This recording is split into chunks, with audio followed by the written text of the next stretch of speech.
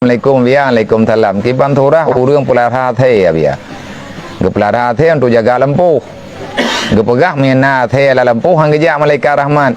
Pagi teman bat teman yang tanya pula biya. Hai pu pagi teman. Moya ta pelara the jaga lempuh hana pupu yang gekeun dengan athe muallam dalam istilah ilmiah fiqh. Na athe pagi, na athe purnama. Athe yang kata didik athe tayoja ya bandi ubui lid ju. Tak perai apa bui kelit aleh.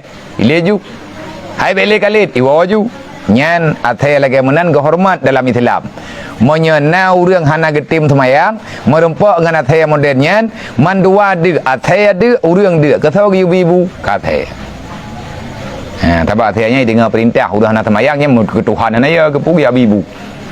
Bang menteri gede, gak meninggai.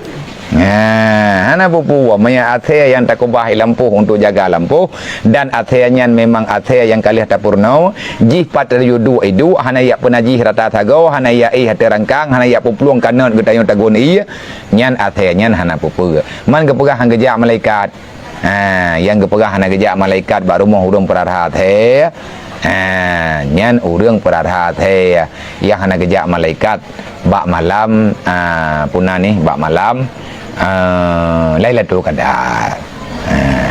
Nah, perada penau urang pugot patung itu mau macam tu. Nyan sebagai hardikan, sebagai larangan ada ban berangkaban athenya tetap anagot. Teman athenya tak kubah lampu tak kubah ju. Na Rahman apakah na Rahman? Ya na Rahman kai dah membui. Mang gara-gara ana athenya kana Rahman. Ana gejak malaikat.